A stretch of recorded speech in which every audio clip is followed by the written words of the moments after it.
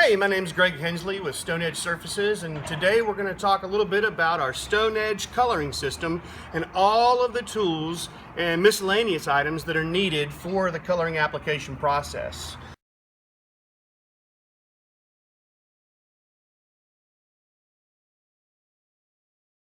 So in the very first process, after you have finished stamping, maybe some miscellaneous carving, and now you're ready to start the actual coloring process, you're going to first do what we call using an accent enhancer. When you're mixing the accent enhancer, you're going to take the Primer 100 and water and mix that together, 6 parts water, 1 part Primer 100. So we talked about the 6-to-1 ratio with the Stone Edge Surfaces Accent Enhancer program. So I'm going to take some water now. I've already got my Primer 100, a certain amount in this container right here, and I'm going to add the 5 to 6 parts so that then I can begin to use that material to now mix with my accent enhancer. So right there is your 5 to or 6-to-1 ratio. So I want to mix that thoroughly through the actual water just to make sure we have a nice thinner solution. And that's the post mix that we'll be mixing with our accent enhancer. Okay, so the formulation for being able to mix your accent enhancer after you have your post mix, which you've used the Primer 100 and water again to be able to achieve, it's a much thinner solution, mixes much easier with this powder, which is basically a cement form with beautiful additives that will help you give a nice film to the high spots of your stone, so that again when you do your coloring process, helps it model a little bit in different ways, kind of like an acid stain, so that you get more authenticity and realism of stone.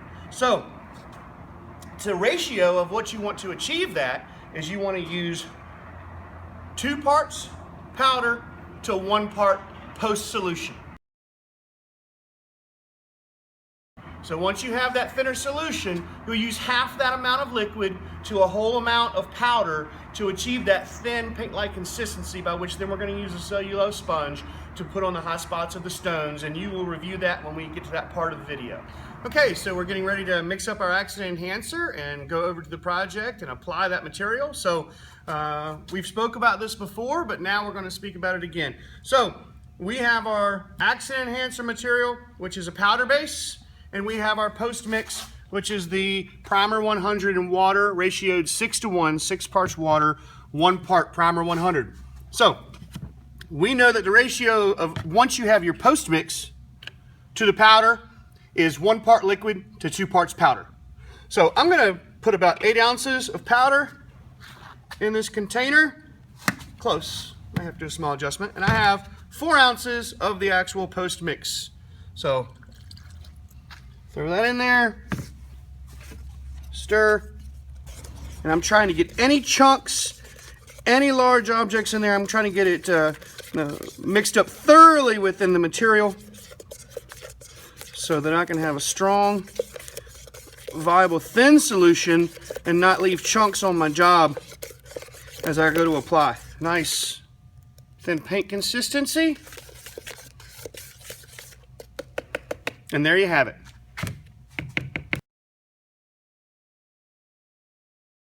Okay, so we have our accent enhancer solution that we've just made, and we have our cellulose sponge, about 4 inch by 4 inch, and we have a container of water to wash out as we continue through the job.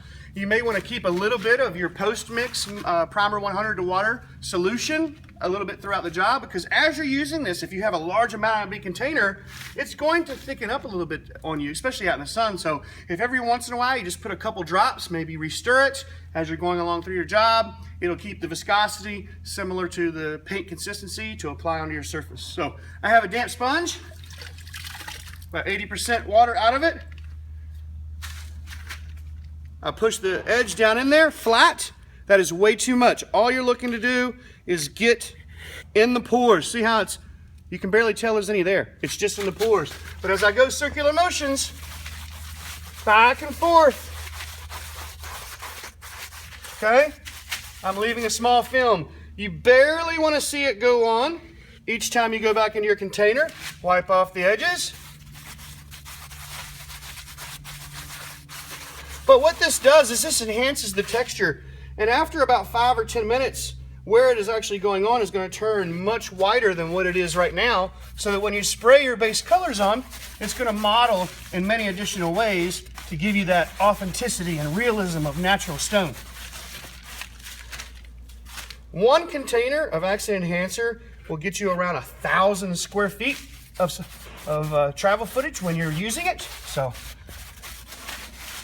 And you can see how conservative I'm being with it. I'm not being incredibly liberal. I am staying with no chunks on the edges of my sponge, only in the film. Only in the surface of the sponge, not chunks hanging off the edge or filled up in the pores. Again, way too much on the edge, coming off, boom. And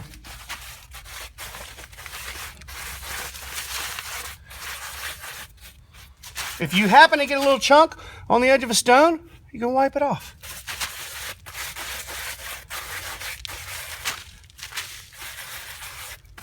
And there you have it, accent enhancer.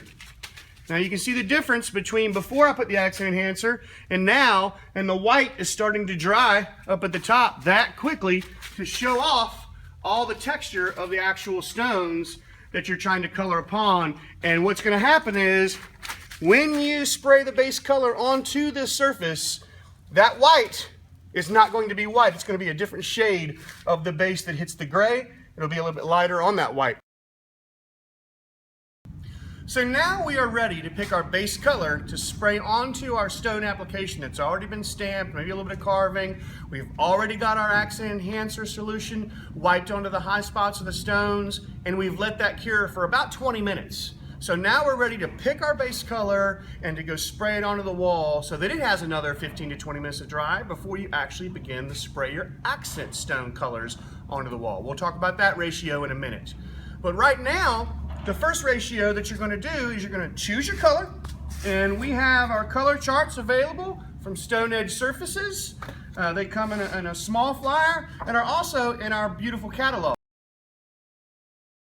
Once your customer or yourself have chose your colors, then the ratio that you're going to use to spray your application on the wall is 1 to 10. So we know we're doing a 1:10 solution. 1 part color, 10 parts Pro Seal Sealer. I have a 16 color palette from Stone Edge Surfaces. Does that mean that that's what I am limited to? Not at all. I can actually take any of these 16 colors. I can pick an individual color by itself by using the color chart that I have, and I can be confident that what I take out of this bottle mix with a 1 to 10 solution, 1 part color, 10 parts Pro Seal Sealer, and spray on the wall is going to be consistent with the color chart. But I'm not just limited to the color chart.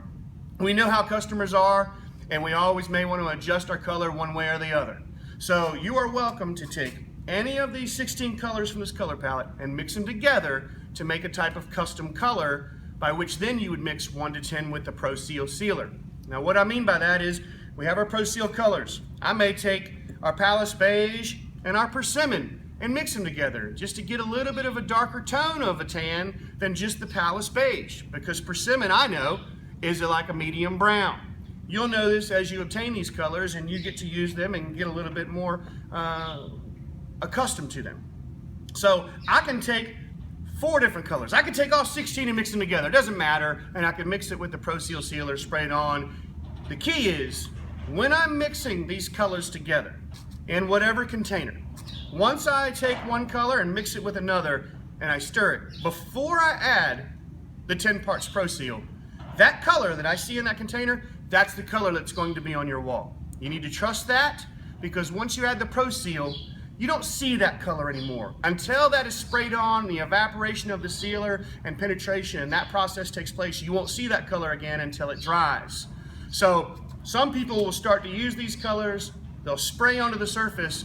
One of the biggest keys is don't mistake wetness for darkness. So they'll spray it and they'll say, oh goodness, it's darker than I thought, maybe I need to adjust. So they would immediately adjust spray and maybe get the wrong color from what they were originally looking for. So we keep it simple, stupid, right? We're just gonna pick our colors, we're gonna put it into a container, mix it. What we see is what we get. Now, not only not being limited to each individual color from stone edge surfaces, or being limited to mixing some of these colors together to make a custom color, you can also use different water-based acrylic colors from across the nation, whether you're using from different stores, hobby stores, Michael's, Hobby Lobby, Walmart has all types of wonderful water-based acrylic solutions that you can use in the same ratio manner with our Pro Seal Sealer 1:10 to achieve base colors. So if you would ever become apprehensive of just being able to mix to create a serious custom color that a customer may want, feel free to use other acrylics that are out there in the market. Now I want to tell you something that we always do when we're using our liquid colors. We always funnel and use a strainer when we are using our liquid colors. Why do we strain our pigments? Because these are natural pigments from within the earth. And there's such granulation and gradation sometimes of sand or pigment within this. If you just go directly, pour this into your garden sprayer, hand sprayer, especially a trigger sprayer, it's going to clog it up and it'll be yielded useless and you'll have to go buy another one. So we're ready to choose our colors for our wall, and customers may want something in the earth tones, browns, tans, and they may also want something in your more Dungeness and grays and slate stones and green slates. So sometimes there are different colors that go better with families than others. And I'm not saying that this is what I would always choose, but it is a nice rule of thumb to not just pick colors that are so drastic from each other that if you do your project, that we call it looking like Cheerios, reds or orange and your greens.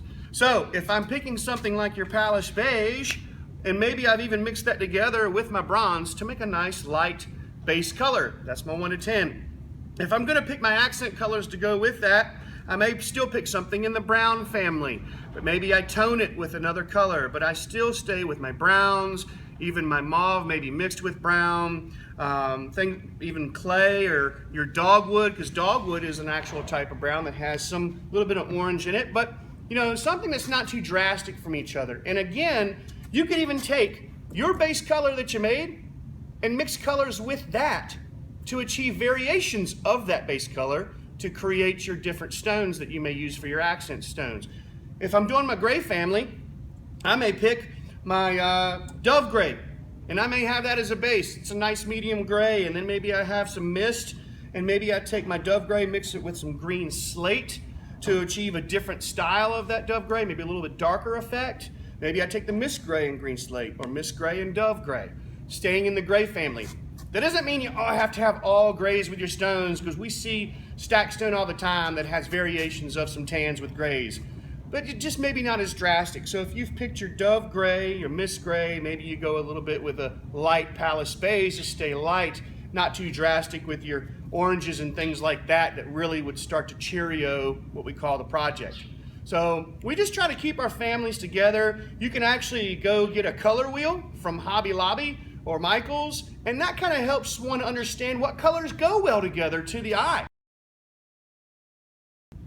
So I'm getting ready to pick my stone edge surface color to mix with my Pro Seal, and what I'm going to do is I'm going to pick one out. I've picked my Palace Beige, and it's full. So I'm going to open the top. All that's in here above the natural pigment is a little bit of water to help it shake up and disperse. So I'm just going to pour a little bit off the top, barely at all, just to give me enough room in the container by which then I can shake it and be able to pour it into the container to mix my Pro Seal with. I've emptied some Pro Seal sealer into this container right here. I've got my Palace Beige. Let's see, what is this? I'm going to mix it with a little bit of bronze.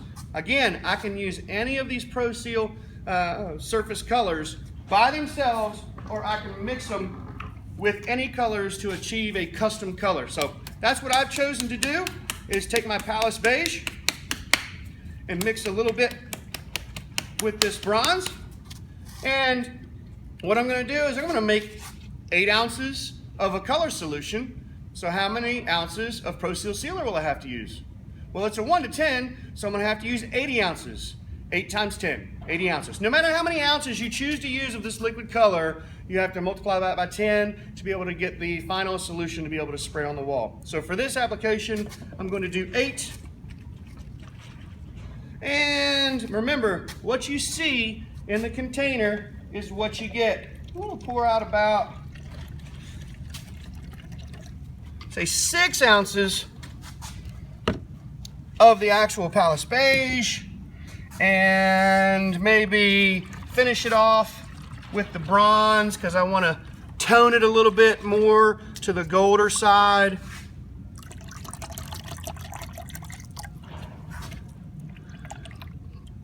And there you have it. What you see in the container versus, you can see how gold the bronze is. That's a little bit lighter. I had the cap for the Palace Beige. So boom.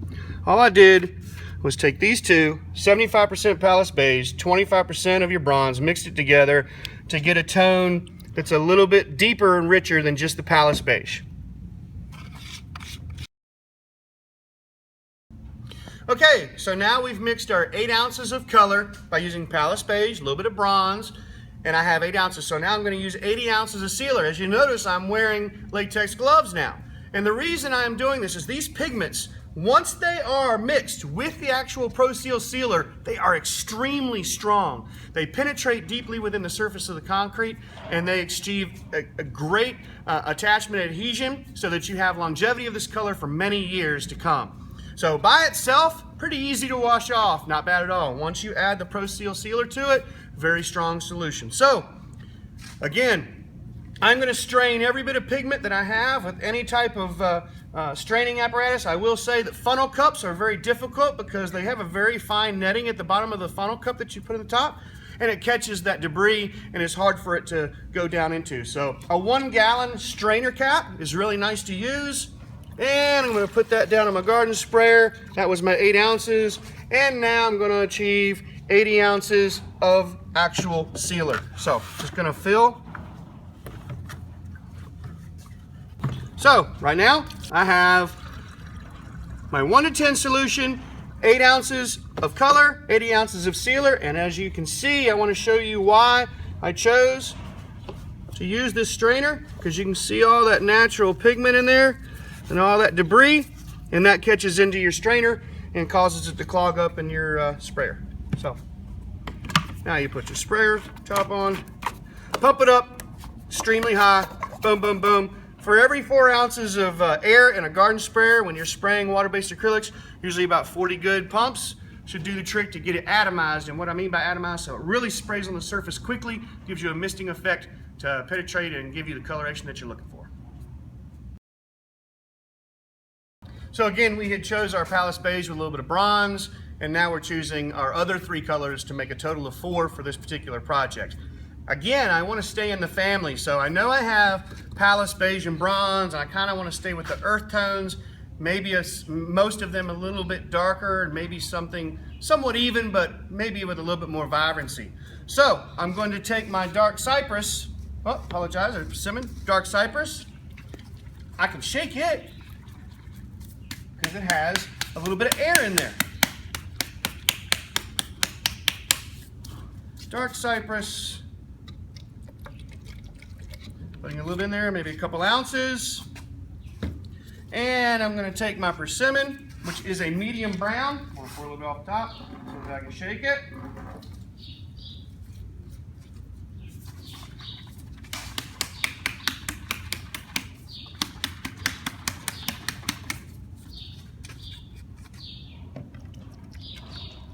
Two ounces of that.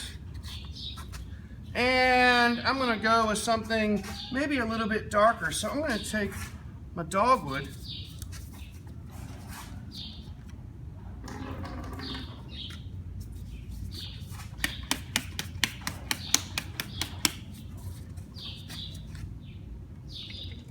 Two ounces of that. And I look at my 3 colors and I say, okay, how do I like those families? Well, I can adjust them. Again, you can go with any color adjustment that you want. So I'm going to take my mauve,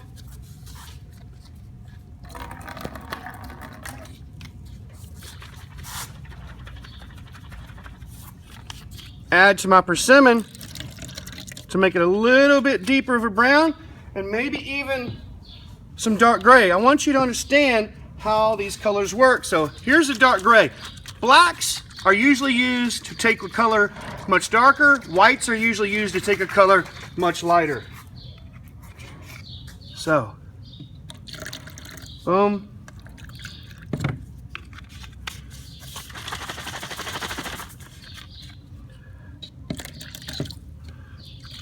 So there I have a nice, rich brown.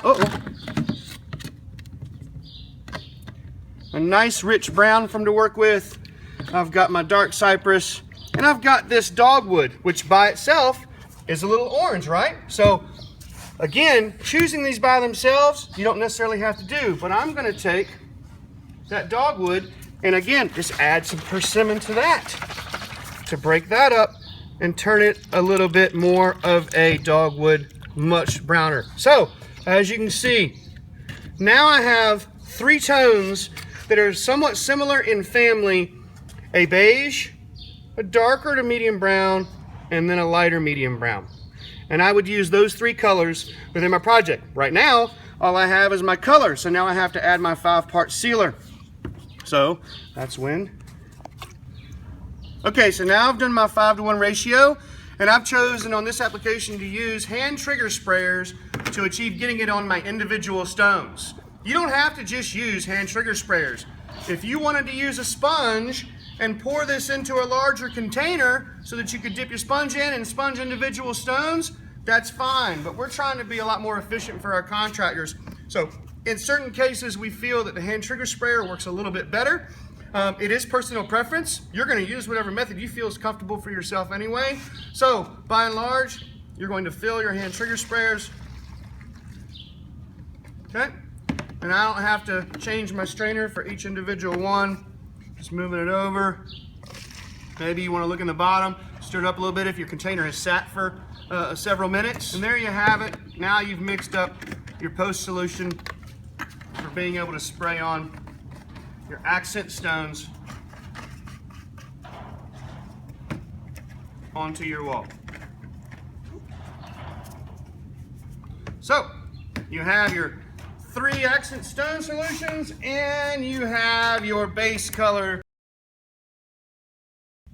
Okay, so we mixed up our base color earlier, and now we're ready to apply our base color over the accent enhancer that we applied about 20 minutes ago. And as you can see, the wall is much more brighter now as that accent enhancer has begun to dry and attach itself. So now when I spray my base color, and as it dries, you won't be able to notice it at first, because again, don't mistake wetness for darkness. Let this process dry before you continue on to your accent colors, and you'll be able to see the modeling effect that I'm speaking of. So I have this mixed up. When I spray, I can either do it, like I said, through a hand pump sprayer, a little smaller, maybe from inside, garden sprayer from outside. I happen to have it in a garden sprayer, so that's what we're going to use. I usually go about 2 or 3 feet, chase myself down so that I run after all my runs, because if I just go across a large project and you happen to get a run that goes down and it dries, it will show up. So you go about 2 feet, work yourself down, move over, work yourself down, move over, work yourself down. So right now we have that Palace Beige bronze solution, and we're going to spray.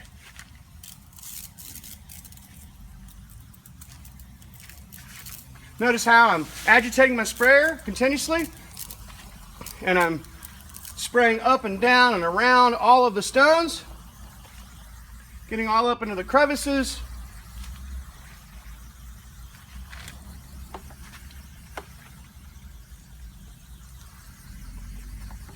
And working my way down.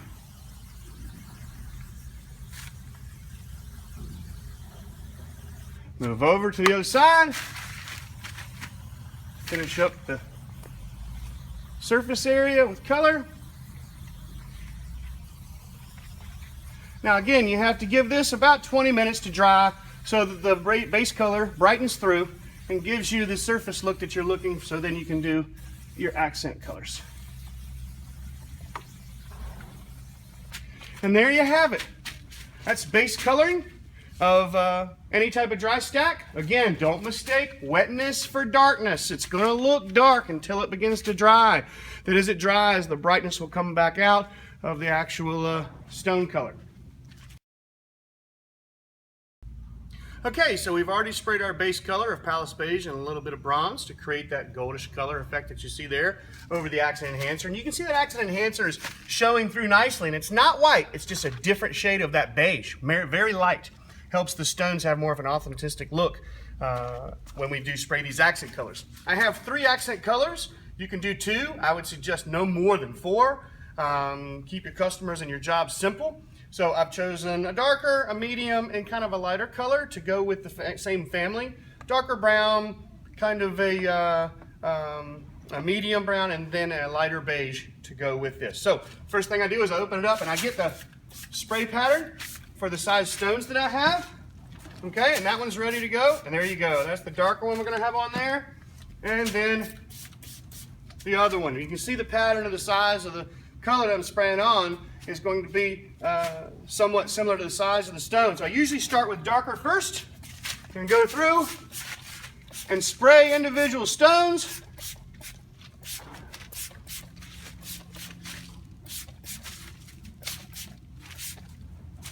And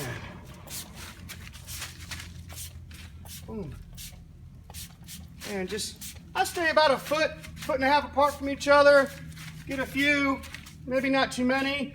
Go on to my next color. Use the medium. I can do a half a stone, guys. I can do a whole stone.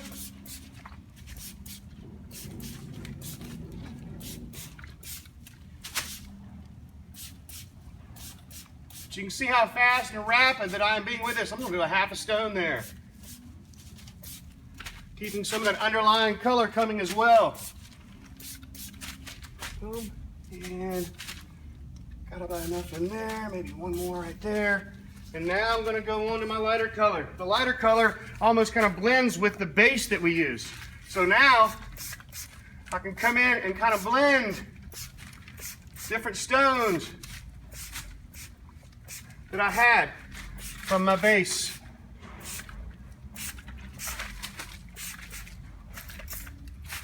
Make sure I get my pattern going. There's back, and boom. Maybe I'll hit a half of that one right there, a half of that one. It's got 2 tones already. Maybe a little bit of half right there.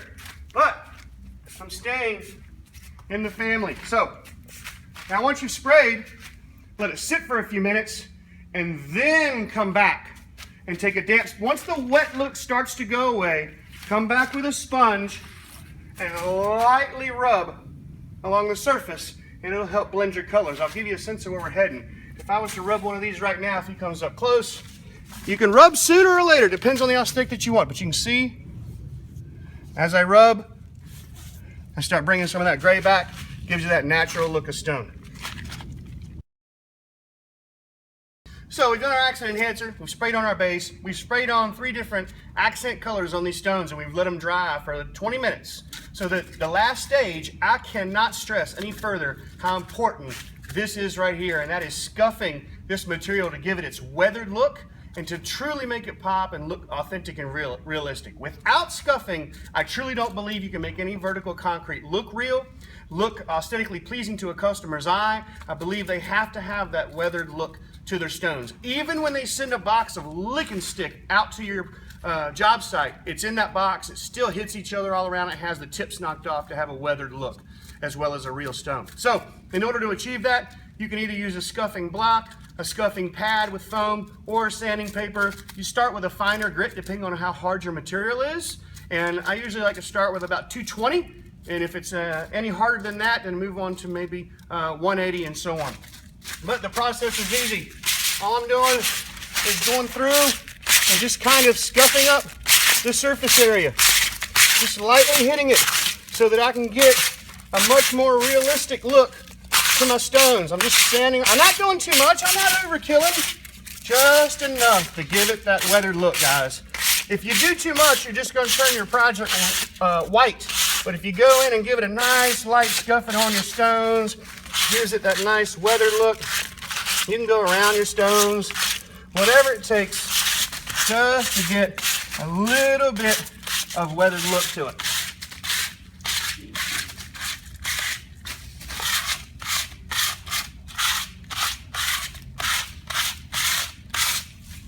And it's personal preference on how much you want. You may want a little less, you may want a little bit more. Do some, stand back, see how it looks.